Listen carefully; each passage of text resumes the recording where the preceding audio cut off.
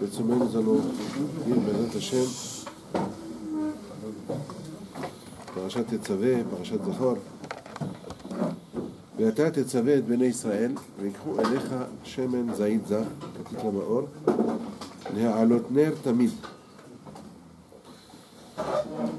Donc tu ordonneras aux Béné Israël de te procurer de l'huile pure d'olive, bien pure, pour allumer une bougie, un air, une flamme éternelle.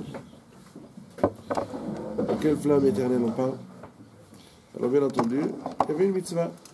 Au sens propre, c'est qu'il fallait qu'il y ait toujours la menorah qui fonctionne au Beth Amikdash, ça marchait à l'huile d'olive pure, la plus pure du monde, pour que la lumière soit la plus belle. Alors Chachamim ne sont pas restés sur le sens propre du terme de la mitzvah, et ils ont ajouté une symbolique à cette mitzvah en disant que Ner mitzvah ve'Torah or, chaque mitzvah c'est une lumière, c'est une bougie, et la Torah, l'étude de la Torah c'est or, c'est comme la lumière du jour. Hachamim ont dit d'autre part, dans la Maseret Shabbat, que la Neshama est considérée comme un ner, comme il est écrit Ner Hashem Nishmat Adam. Donc la Neshama est un ner, et la mitzvah est aussi un ner. Shenemar ki ner mitzvah ve'Torah or. Donc HaKadosh Baruch Hu, nous dit Hazal, a fait une sorte de compromis avec les Béné Israël. Im ata meshamer et neri, ani meshamer et nercha. Dis à Kadosh Baruch Hu, ma bougie, ça veut dire ma flamme est entre tes mains, et la tienne est entre mes mains. C'est-à-dire, ta neshama, elle est entre mes mains. Moi, je dispose de la neshama. Dis à Kadosh Baruch Hu, je peux à n'importe quel moment éteindre le courant. Voilà. Eh bien, mais il y a quelque chose qui peut faire en sorte que ta neshama puisse fonctionner davantage. C'est la lumière. Ma lumière, elle est entre tes mains. La Torah, Ner mitzvah, ve Torah or, elle est entre tes mains. Je t'ai remise. Im ata meshamer et neri.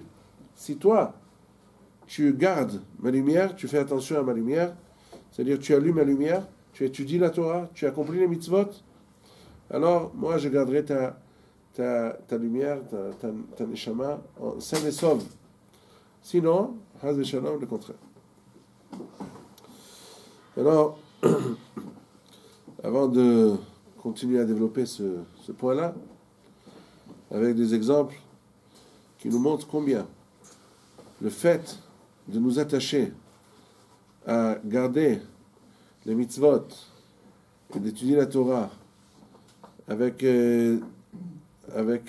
sérieux, combien de fois ça peut sauver la vie à une personne. Il y a des histoires sans fin pour illustrer cela, combien des gens ils ont été sauvés pour s'être accrochés à une mitzvah.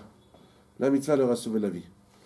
Même si on ne voit pas ça tous les jours, parce que des fois, Kadosh Baruch Hu, il masque le salut, la sauvegarde de la personne par des choses que la personne elle-même n'est pas à la hauteur, ni a le mérite de le voir, le nes que Kadosh Baruch Hu lui procure. Mais des fois, il arrive que la personne a le mérite de voir le nes se développer et se produire devant ses yeux, tout en comprenant combien la mitzvah l'a sauvé. Alors tout à l'heure, on va illustrer cela par quelques exemples, mais en attendant, je passe encore à une autre explication. Kiner mitzvah ve'Torah or, là-dessus, ramène dans le livre Menuchot, le Malach Raphaël alav shalom, le pasuk dans Mishlei qui dit Ki ata ta'ir neri, Adonai Elohai yagia hoshki. Toi, Akadosh Baruch Hu, tu allumes ma lumière, dont on va parler maintenant. Hashem Elokai, Akadosh Baruch Hu, mon Dieu, yagia hoshki, ça veut dire éclaire mon obscurité. Qu'est-ce que cela veut dire? Donc, alors, là, à la Shalom, le Rav, Raphaël, dit là un principe extraordinaire. C'est vrai que ce principe-là, il a été développé beaucoup dans d'autres pays. Quand lui, il était dans une autre contrée, tout à fait différente, il était au Maroc il y a 200 ans, alors que loin de là, en Europe, il y avait le Baal Shem Tov, il y avait les Talmidim du Baal Shem Tov, qui disaient presque les mêmes enseignements. À savoir qu'il faut toujours, pour être attaché à Kadosh Baruch Hu, remercier à Kadosh Baruch Hu chaque jour, chaque instant, dire merci à Kadosh Baruch Hu de tous les bienfaits qu'il nous fait. Vous savez, quand on s'attache, on essaie de voir, on ne voit pas, il y a des gens, ce qu'ils ont de bien, ils disent, ouais, ben, c'est normal. Et ce qu'ils n'ont pas de bien, alors ils disent, ah, mais pourquoi ça m'arrive comme ça, mais qu'est-ce que c'est que ça? Alors quand on réagit de cette façon, c'est la meilleure recette pour s'éloigner de Kadosh Baruch Hu. On ne peut pas avoir un Kadosh Baruch Hu qui réside dans notre cœur, comme on l'a dit la semaine dernière. N'est-ce pas? On a dit, si on veut qu'un Kadosh Baruch Hu réside dans nos cœurs, ça commence par le fait d'analyser chaque jour chaque chose que Kadosh Baruch Hu nous fait. On a de quoi nous habiller. Baruch Hashem, il y a des gens qui n'ont pas de quoi s'habiller. On a, Baruch Hashem, où loger. Baruch Hashem, il y en a qui n'ont pas. On a où étudier. On a de bons amis. On arrive à se débrouiller dans la vie, matériellement, spirituellement. On apprend. Alors, c'est déjà tout autant de choses qui nous permettent d'accéder à un lien avec Kadosh Baruch Hu. Comme Abraham Avinu, quand il a découvert que le monde ne s'est pas fait n'importe comment, il y a quelqu'un il y a le Tout-Puissant qui a créé le monde et qui nous donne la possibilité d'y vivre. Alors quand on y réfléchit chaque jour et on s'habitue à dire merci à Kadosh Baruch Hu pour chaque chose. Alors même quand on arrive à des choses qui ne sont pas tellement sympas, on rencontre des difficultés, il y a des choses qui ne marchent pas comme on aurait voulu, alors on se dit, ah ben tiens, de la même façon que tous les bienfaits que j'ai, c'est bien Akadosh Baruch Hu qui me les a donnés. Alors même quand ça ne va pas tellement, comme j'aurais voulu que ça marche, puisque je suis attaché dans le sens positif avec Akadosh Baruch Hu qui me donne tellement de bien, alors je suis aussi attaché à lui. Quand je réfléchis, je me dis, tiens, cette chose-là qui marche pas tellement, c'est certainement aussi Akadosh Baruch Hu qui l'a faite. Alors quoi, Akadosh Baruch Hu, il fait des choses pas pour mon bien, certainement il les fait pour mon bien. Donc je vais lui dire merci aussi pour cela. Je vais lui dire merci Hachem. Je sais très bien que cette malencontreuse aventure qui m'est arrivée, je ne suis pas tellement content, mais je sais que tu me l'as fait pour mon bien. Des fois, il y a beaucoup de choses qui nous arrivent, qui ne nous plaisent pas, mais à la fin, il s'avère que c'était pour notre bien. Comme le Midrash raconte, celui qui devait monter sur le bateau, et une épine lui est rentrée dans le pied, il a boité, il ne pouvait pas arriver à l'heure au bateau. Le bateau a levé l'ancre et quelques jours plus tard, il a entendu que le bateau avait coulé. Personne n'a été sauvé. Il a commencé à... Quand l'épine lui est rentrée dans le pied, il maudissait son jour. Ah, qu'est-ce que je suis poisseux, on dit. J'ai pas de mazal. Alors il arrive, il se maudissait, il se tirait les cheveux. Pourquoi il a perdu? Il a raté une affaire qu'il devait faire en Europe. Et voilà que le bateau est parti, l'affaire est tombée à l'eau. Mais c'est pas l'affaire qui est tombée à l'eau, c'est le bateau qui est tombé à l'eau. Mais lui, il a été sauvé. S'il avait attendu patiemment, il aurait compris que Kadosh Baruch Hu lui a fait tout pour le bien. Donc c'est comme ça, quand on s'attache à Kadosh Baruch Hu, à dire merci. C'est quelque chose de formidable. Vous savez, aujourd'hui c'est à la mode, par les Talmidim du Rabbi Nachman de Breslev, ils disent cela. Mais je vais vous dire, voilà, c'est un pasouk que mon arrière-grand-père Alav Shalom, dans son livre Memenohot, il le dit explicitement à partir de ce pasouk-là. Ki ata ta'ir neri, Hashem Elohai yagir hoshki. Toi, Kadosh Baruch Hu, tu allumes ma lumière. Qu'est-ce que ça veut dire? Tu m'éclaires. Tu m'éclaires, ça veut dire quand tout va bien. Quand tout va bien, merci beaucoup Hashem, tu m'éclaires. Je vois que tout marche. Baruch Hashem, je peux marcher, je peux voir. C'est pas évident. C'est pas évident. Kadosh Baruch Hu nous donne ce faisceau de lumière qui nous éclaire chaque jour, dans l'huile, dans l'odorat, dans tous les sens, dans l'intelligence. On peut comprendre, on peut voir, c'est tous les cadeaux que nous recevons. Haz v'shalom, quelqu'un qui il veut comprendre de quoi il s'agit, très très simple. Au lieu d'aller faire un petit ou la Givat Washington, il ferait bien d'aller voir un petit peu les hôpitaux. Un jour, moi je J'aimerais bien suggérer cela au Rosh Yeshiva. Ça fera du bien à tout le monde. Même pour les malades, ils auront de la visite. Et même pour nous, on aura un peu de moussa. Et d'ailleurs, si jamais vous faites un jour, si vous recueillez cette idée, j'aimerais bien être invité à faire la petite visite avec vous. On fera Bikur Cholim. Mais en même temps, on saura combien les gens souffrent. Tout ce que nous avons cadeau, d'emblée, d'office, c'est pas évident du tout. Les gens, pour faire un pas, des fois, ils doivent souffrir le martyre. Alors que nous, on peut marcher, courir. C'est pas évident. Et personne ne peut dire « Ah ouais, moi, ça m'arrivera jamais. » Mais c'est pas pour... les gens me... Non, Haz Veshalom, une personne, la personne la plus vigoureuse, la plus costaud, d'un moment à l'autre, elle peut devenir infirme. Haz Veshalom. Pas quelque chose qui tombe sur la tête, c'est fini. Comment il peut savoir? Qui lui promet? Il a fait une assurance? Rien du tout. Qu'est-ce qu'il peut faire? L'assurance peut lui payer un peu des indemnités, mais ça ne sert à rien. C'est Akadosh Baruch Hu. Alors, premièrement, remercier Akadosh Baruch Hu sur chaque chose qu'il nous fait. Ça nous permet d'avoir un lien perpétuel avec Akadosh Baruch Hu. Ce lien, une fois acquis par le bien, qui ata ta'ir neri, je te remercie Hachem que tu éclaires ma lumière chaque jour, tu me donnes les bonnes choses. Hachem Elokai Yagir Hoshki.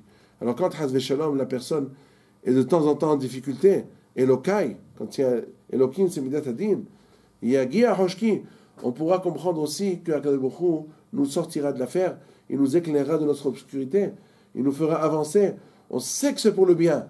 Comme le Shulchan Aruch le dit, Kol Adam, chaque personne doit toujours se dire, c'est une halakha, que tout ce que fait Akadosh Baruch Hu, il le fait pour le bien.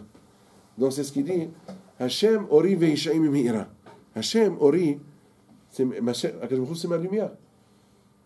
Hashem, c'est ma lumière. Il m'éclaire, il me donne tout le bien dont je bénéficie chaque jour. Hashem ori. Mais il y a un deuxième mot, veishaim. C'est quoi Ishaï? Ishaï, c'est mon secours.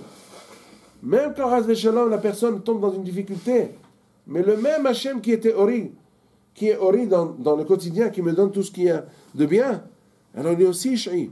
C'est aussi mon secours. C'est lui qui me secourt aussi, qui va me tirer d'affaire.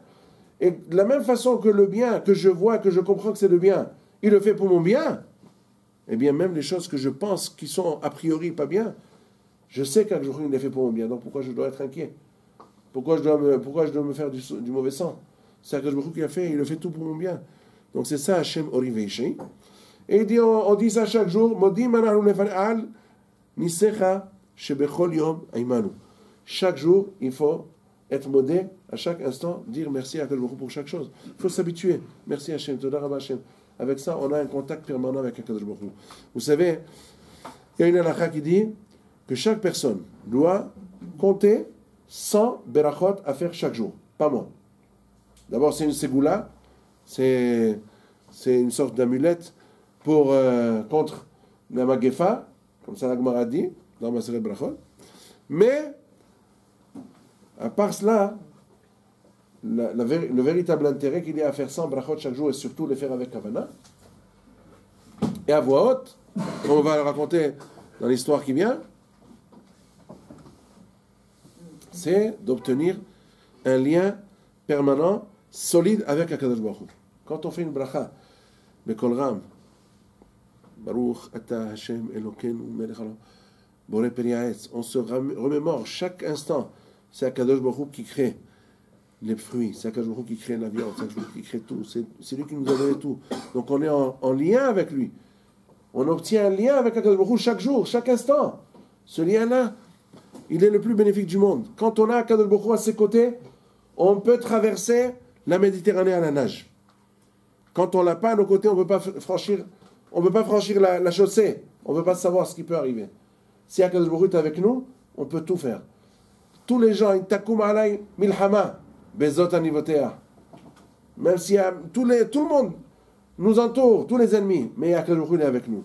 Comme Hachamim nous ont dit, Am Israël, on est comme une brebis entourée de 70 loups. Kivsa ben shivim ze'evim. Une brebis entre 70 loups. Alors comment on peut arriver à traverser toute cette histoire L'histoire juive qui est tellement pleine de pogroms et de tout le monde qui nous déteste. Et alors comment on peut quand même... ils nous détestent parce qu'ils nous jalousent. C'est clair. Sina Mehamad Kina. Mais comment on peut quand même résister? Comment on peut survivre? Alors Chacham nous disent, c'est vrai, nous sommes une petite brebis, une brebis entre 70 loups, elle se fait déchiqueter en un clin d'œil. C'est comme si elle tombe dans une mare de piranha. Elle disparaît en un clin d'œil dans un bain de sang. C'est fini, elle n'est plus là. Il n'y a plus que les os.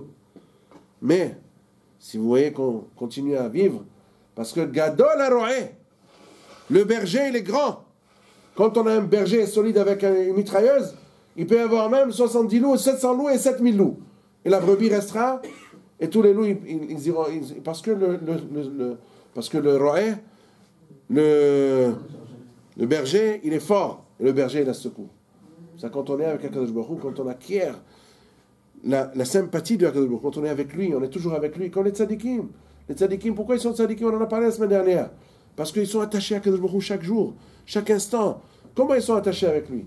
La semaine dernière, on a parlé d'une facette de leur attachement avec Akadosh Baruch Hu. Parce qu'ils font Messirut Nefesh. Ils se donnent, ils font abnégation pour faire les mitzvot. Même quand ça leur est difficile, alors Baruch Hu aussi leur fait, mais à la teva. Et là, on apprend encore qu'il y a une autre façon. S'attacher à Akadosh Baruch Hu par le fait qu'on est tout le temps, on pense à lui. On sait que Akadosh Baruch Hu nous donne le bien, on dit merci. On s'attache à lui par... Ça donne la Yirat Shamayim, ça donne... Que je te dis, tu te souviens de moi chaque jour, je suis avec toi. Toi, tu me rentres chez toi, comme le disait le rabbi de Kotsk. Il disait, on lui a posé la question, où est-ce qu'il se trouve à Kadosh Baruch Hu? Il lui a dit, partout on lui laisse on lui permet de rentrer. Si vous lui faites une place dans votre cœur, il rentrera. Il sera là-dedans. Vous aurez la présence de Kadosh Baruch Hu, vous sentirez qu'il est avec vous. Vous le sentirez, là où vous irez, je suis avec Hachem. On a la confiance, on a la sérénité. Et c'est vrai, ça marche. Ça marche. C'est pas... On le voit, on le transmet. Maintenant, je vais raconter comment le Stepeler à la Vachalom. Mais vous allez dire, ouais, le Stepeler, c'est le Stepeler. Hein. Stepeler, un grand gadot de la Torah. C'est normal. Mais non. Je vais raconter une histoire d'un jeune garçon, Bahou Yeshiva comme vous. La même chose. Ah, vous dites, bon, c'est Bahou Yeshiva. Non, même un petit enfant. Un petit enfant. Il n'y a rien du tout de 2-3 ans. D'une petite fille de 8 ans. Le point commun de tous, c'est le fait ils ont accompli ce que nous avons dit. Hashem Ori Veishai. Ils se sont attachés à Kadosh Baruch Hu. Ils sont attachés à faire la mitzvah. Ki nercha biyadi, neri biyadcha. Agav, le Malach Raphaël Alav Shalom dit, Ori Veishai Gimataria, Tar Yag. Ça veut dire les mitzvot. Quand on s'attache à faire les mitzvot, alors Kadosh Baruch Hu est notre lumière et notre secours. Voilà, maintenant on va passer aux histoires. Premièrement, le Stepeler à la Vachalom. Vous savez que le Stepeler, le père du Rav Chaim Kanievski, était le Gdol Hador il y a 30 ans. Il est décédé exactement il y a bientôt 31 ans. Nous l'avons connu. En étant jeune homme, on a étudié, on allait le voir souvent. C'était un Gadol, on voyait Ruach HaKodesh devant lui. J'ai vu de mes propres yeux des choses que... C'est sûr et certain qu'il avait Ruach HaKodesh pour deviner tout ce qu'il disait. On commençait à parler, il savait déjà tout. Je vous le témoigne. Ruach HaKodesh, d'où ça lui est venu? De la Torah qu'il a, de la Messirut Nefesh. Voilà, c'est une histoire qu'on aurait pu raconter aussi pour l'enseignement de la semaine dernière. Qu'est-ce qui s'est passé? Lui, en étant en Russie, il a été pris par l'armée. On l'a obligé à faire l'armée. En Russie comme en Russie, le grand froid de l'hiver, la neige, moins 20 comme rien du tout. Et voilà, il doit monter la garde, Shabbat. Et quand il monte la garde, il fait tellement froid qu'il faut qu'il mette un manteau. Alors on lui amène un manteau de l'armée, il a un doute, peut-être qu'il y a du Shahatnez dedans. Alors il ne le met pas. Mais s'il ne le met pas, il sait très bien que c'est Pikuach Nefesh, il peut mourir de froid, il peut geler. Alors il a dit non, je vais attendre 5 minutes. Dans 5 minutes, je le mettrai. Encore 5 minutes, jusqu'au matin, il n'a pas mis. Parce qu'à chaque fois, il a dit encore 5 minutes, pour ne pas rentrer dans le hachage d'avoir mis Shahatnez. À ce point, il était attaché à la mitzvah. Une autre fois, on l'avait obligé à faire pendant Shabbat, de faire un entraînement, il fallait tirer en plein dans le mille, mais lui, il ne voulait pas le faire. Parce qu'il dit, mais c'est Shabbat aujourd'hui, c'est pas plus quoi en effet, pourquoi je vais le faire? Il a dit, je veux pas. Alors son commandant, je ne sais pas comment on dit, de son supérieur, il a dit si tu tires pas, je te tire dedans. Je te tire dedans, tu n'as pas le droit. C'est pas toi qui peux décider si tu me tires dedans. Il faut demander la permission à tes supérieurs. Alors, il a dit bon, alors tout de suite, l'autre, il était furieux, il a appelé son supérieur, il a dit qu'est-ce qu'il a dit? Ouais, tu peux le tirer dedans. S'il commence à se révolter, tu peux le tirer dedans. Il a dit bon, alors tu dis, je te tire dedans. On a vu maintenant, c'est plus quoi. En effet, bon, maintenant il va faire ce qu'il peut. Il a dit bon, c'est vrai que je peux tirer. Mais je suis pas obligé de tirer droit. Je vais faire béchinouille. C'est Shabbat, je vais faire béchinouille. Il a pris le fusil à l'envers avec la main gauche, parce qu'avec la main droite, c'est pas chinouille. Avec la main gauche, il y a à l'envers. Chinouille, bétor chinouille. Maintenant, je vais tirer. Et il fallait qu'il tire en plein dans le mille. Il a fait comme ça. Pac, il a prié à Kadosh Baruch Hu, aide-moi, moi je fais ce que je peux, toi tu fais le. En plein dans le mille. Bah, personne n'a réussi comme il a réussi. Alors le soldat, il est devenu fou. Il a dit, je vois, excuse-moi, désolé, je te demanderai jamais plus de faire Shabbat. J'ai compris, tu n'es pas juste un fanatique, tu es un kadosh, tu es un saint. Désolé, il s'est prosterné devant lui, depuis il n'y a plus rien demandé. Ça c'est le Stapler. Maintenant vous allez me dire, ouais, le Stapler. Alors attendez. Il y a une autre histoire que raconte le Rav Yitzhak Berstein en Shalom. Il dit, il y avait un Bahour, Yeshiva, Tzadik. Il a été, malheureusement, il a attrapé une maladie grave. Alors il devait aller faire des séances de chimio. Et malheureusement, alors il fallait qu'il se mette avec des habits stériles, hyper stériles. Lui, bon, tous les habits stériles, on lui donne à l'hôpital. Mais un talit katan stérile, ils n'ont pas. Donc ils ont dit, tiens, le talit katan. Il leur a dit non, je l'ai bien lavé, je l'ai mis à 100 degrés, je l'ai stérilisé à la maison. Donc je vais le garder sur moi. Alors l'infirmière lui dit, non, pas question, tu l'enlèves. Alors il dit, non, pas question, moi je le laisse. Pendant 3 heures, il a attendu son tour, elle n'a pas voulu s'occuper de lui. À la fin, au bout de 3 heures, le chef du service, le médecin, chef du service, je lui dis, mais qu'est-ce que vous attendez? Ça fait 3 heures, vous n'avez pas encore fait votre traitement? Il dit, non, elle veut pas que l'infirmière a dit qu'il faut absolument que j'enlève le talit, et moi je veux pas enlever le talit. Je vous dis, je vous garantis qu'on l'a stérilisé à la maison, et je veux pas qu'elle donne, dites-lui que c'est possible. Oui, bien sûr, pourquoi pas, mais elle n'est pas de... Alors il est rentré le docteur là pour voir qu'est-ce qui se passait. Pourquoi tu n'as pas enlevé le talit, pas talit? En attendant, qu'est-ce qu'il voit? Il voit le liquide qu'elle voulait lui faire la transfusion. C'était un liquide qui n'était pas adapté à la maladie de ce Bahour Yeshiva. Il a dit, wow! Si jamais elle lui avait fait ce traitement le matin sans que le médecin ait voie, elle aurait tué. Pendant 3 heures, il a dit, je ne le fais pas. Il lui a dit, tu ne peux pas t'imaginer. Maintenant, je commence à croire à la Torah. Grâce au talit, tu as eu la vie sauve, parce que tu t'es attaché à la mitzvah. Voilà, la mitzvah t'a sauvé la vie. Si elle t'avait mis ce truc-là, ça aurait été presque fini, en un clin d'œil. Voilà une personne dans le commun, Bahour Yeshiva. Un petit enfant de 2 ans. Chez nous, Baruch Hashem, on habitue les enfants depuis le plus jeune âge, même les bonbons, même les chocolats, ce qui est le plus... chaque enfant, il ne demande pas, tu viens d'un chocolat, il avale avant de voir de quoi il s'agit, il avalait déjà.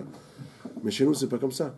Chez nous, on éduque les enfants, quelqu'un te donne un chocolat, quelqu'un te donne un bonbon, tout de suite tu viens voir papa, est-ce que c'est cachère, est-ce que nous, on est sommaire, est-ce qu'on peut compter sur ce Hersher? On voit le tampon, le label, on voit est-ce que ça nous convient ou pas? Alors toujours, les enfants, ils viennent nous voir. Papa, c'est cachère, je peux manger? Si oui, oui, sinon non. Imaginez quelle éducation formidable de donner à ces enfants cette éducation-là. De voir tout n'est pas gashmiout, tout n'est pas matériel. Rien que manger, voir tout ce qui est bon. Non. On les éduque à ce qu'il y a des valeurs. Et avec ces valeurs-là, on leur apprend à vivre, à mener une vie de Kedusha, de Tara. Alors voilà, un enfant vient voir son père. Papa, ce bonbon, je peux manger? C'est cachère? Alors je dis, quoi? Qui t'a donné ça? Un monsieur m'a donné. Vous savez, c'était quoi ce bonbon? C'était de la naphtaline. La naphtaline. Il y avait quelque chose écrit dessus, mais c'était de la naphtaline, c'était un poison aussi. L'enfant n'aurait pas été attaché à la mitzvah de vérifier si c'est caché ou pas, il l'aurait mis dans la bouche. Moi, je vous laisse deviner, qu'est-ce qui se serait passé avec ça. Quatrième histoire pour finir, puisque le temps est déjà là. Une jeune fille, et cette histoire vécue, tout ça c'est des histoires vraies. Ce n'est pas des histoires pour raconter des histoires. C'est des histoires que Rav Yitzhak Zilberstein raconte. Et Rav Yitzhak Zilberstein à Bnei Brak, c'est une plaque tournante de tous les coins du monde. On vient le voir pour des chélotes très très diverses. Et les gens lui racontent des histoires, des tonnes d'histoires vécues. Et donc lui, il doit leur donner des réponses de halakha vis-à-vis des histoires qu'on lui pose. Et tout ça, avec ça, à la fin, il raconte ces histoires dans ses cours. Et il y a quelqu'un qui s'est chargé de raconter d'une manière bien arrangée toutes les histoires sur lesquelles il a donné des psakim, ou bien juste des histoires qu'on lui a racontées, parce qu'il donne des cours partout à des médecins, à des avocats de haut niveau. Et il a compilé toutes ces histoires-là. Alors là, il raconte l'histoire d'une jeune fille, d'une enfant de 8 ans, qui un jour a eu une maladie que les médecins n'ont pas réussi à déchiffrer. Qu'est-ce que c'est que cette maladie? Ils ne savent pas. Alors ils ont tout fait, plein d'examens de toutes sortes. Ils ne savent pas, à la fin ils se sont dit, ben, certainement ça doit être une maladie, une tumeur cancéreuse, je ne sais pas quoi, dans le cerveau. Ils n'arrivaient pas vraiment à savoir ce que c'est, mais ils ont dit, bon, certainement ça doit être quelque chose de ce genre. Ils ont prévu une opération dans 2 semaines. Les parents étaient très inquiets. Et tout de suite, le soir, après le diagnostic du médecin, quand il leur a dit opération dans 2 semaines, ils n'arrivent pas à dormir. Les parents, Hachem Ishmor, que Dieu nous préserve de ce genre de nisayon, d'épreuves. Eh bien, les médecins, les parents n'arrivent pas à dormir. Ils se disent, qu'est-ce qu'on va faire? Qu'est-ce qu'on peut faire? Alors, comme des gens qui sont minimes, les gens qui sont attachés à Kadosh Baruch Hu, qui voient Kadosh Baruch Hu à chaque instant, et ça vient justement par le biais des brachot, par le biais de la hoda'a, du remerciement qu'on remercie à Kadosh Baruch Hu à tout instant, on devient attaché à Kadosh Baruch Hu. Donc, on développe des réflexes. Quand il arrive de ce genre de choses, tout de suite on réfléchit. Ah, qu'est-ce qu'on va faire? C'est un Isaïen, du coup, on l'a envoyé. Eh bien, on va faire des mitzvot, on va faire teshuva. Et avec ça, on arrivera. Qu'est-ce qu'ils ont fait? Ils ont décidé, les parents, avant de dormir, au bon matin, on va commencer à faire des coups de fil à tous nos amis de s'engager à faire des brachot à voix haute. Bechavana à voix haute. Jusqu'à le rétablissement de notre fille. Ils se sont dit, ils sont donné le mot, ils ont pris la liste de leurs amis, de leurs copains, ils ont commencé à faire des coups de fil, je vous en prie, faites, engagez-vous, un teilim, une bracha, des brachot à voix haute, etc., etc. Ils ont fait le tour de tout. Et ils ont même appelé la radio, ils ont fait toute une campagne pour intéresser les gens pour sauver cette fille-là. Alors ils sont arrivés même à des proches parents qui n'étaient pas du tout attachés à la Torah. Ils ont dit, voilà, je vous en prie, faites, bon, les brachot, ils ne savent pas faire les brachot, mais au moins, tel et tel Tehillim, faites-le pour la refouach lema de notre fille. D'accord, il n'y a pas de problème. Après, pendant les choses curieuses et extraordinaires, c'est que leur fille, le matin, elle vient les voir. Papa, maman, vous savez ce que j'ai pensé avant de dormir? Je pense que pour Bezrat Hashem, Hashem m'envoie refouach lema, eh ben, je voudrais qu'on dise à tous nos amis qu'ils fassent les brachot à voix haute. Comme ça, la fille, personne ne l'a consultée, personne ne lui a rien dit, Mina Shamaim, ça arrive simultanément, chez les parents et chez la fille. Et de là, ils ont compris que Akadosh Baruch Hu leur a adressé un message, que c'était ça la voie du salut, et ils l'ont fait. Pendant 2 semaines, des centaines de personnes se sont engagées à faire des brachot à voix haute bechavana. Total, résultat, ils arrivent le jour présumé pour l'opération.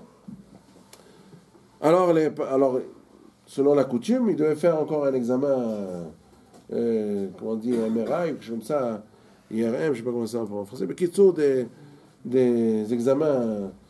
Et puis, mais le médecin a dit, ça prend quelques heures pour avoir les résultats de l'examen, mais le médecin a dit, bon, c'est même pas la peine, pourquoi on attend les résultats? Les choses sont évidentes, les choses sont claires, et alors on va passer à l'opération. Les parents, ils s'entêtent. Non! Excusez-moi, docteur, on n'accepte pas de faire l'opération jusqu'à ce qu'on voit les résultats. Dieu, mais qu'est-ce que vous rigolez? Mais pourquoi? Vous ne pensez pas que ça va changer en quelques jours? Parce que, qu'est-ce que vous pensez? Il y a des miracles? On dit non. On attend, on veut voir. Parce que il s'est passé des choses pendant ces 2 semaines, contrairement à ce que vous pensez. Qu'est-ce qui s'est passé? Qu'est-ce qui s'est passé? On a fait des teilim, on a fait des brachot, on a fait des... Oh, arrêtez, je vous en prie. On veut? Qu'est-ce que vous voulez? On n'accepte pas le fait. Bon, d'accord, il n'a pas eu le choix. Ils ont attendu. Quand les résultats du scanner sont sortis, c'était, s'il y avait, disons, 100% de cette maladie qu'ils n'arrivaient pas exactement à situer, ça avait baissé de 75%. Donc ça veut dire qu'ils ont tout de suite compris. D'abord, ce n'était pas une tumeur, parce qu'une tumeur, ça ne réagit pas de cette façon-là. Finalement, ils sont arrivés à découvrir que c'était juste une simple bactérie qui a fait toutes sortes de dérangements dans le circuit sanguin. Et maintenant, avec une certaine antibiotique, ils allaient tout régler. Le médecin en chef, il a dit, mais qu'est-ce que vous avez fait? Dites-moi quel est le teilim qui guérit cette maladie-là. Je veux savoir quel est le teilim qui guérit cette maladie-là. Alors c'est effectivement, on dit c'est un teilim, c'est une façon de... Parce que Kadosh Baruch Hu, quand il envoie des épreuves, il les envoie pour qu'on rectifie notre conduite. À partir du moment où on a fait, on a rectifié, Kadosh Baruch Hu enlève les souris. Il les enlève, parce que Kadosh Baruch Hu ne fait rien pour rien. Il le fait pour qu'on se corrige. À partir du moment où on s'est corrigé, tout va bien. Donc, Neri biadcha v'nercha biadi. Ata meshamer et neri, ani meshamer et nercha. Ki ner mitzvah v'torah or. Notre neshama, c'est une bougie, c'est une flamme qui est entre les mains de Kadosh Baruch Hu. À partir du moment où on fait rentrer Kadosh Baruch Hu dans notre vie, on s'attache à faire les mitzvot avec dévouement. Kadosh Baruch Hu est là pour nous sauver et pour nous sécuriser. Amen et amen.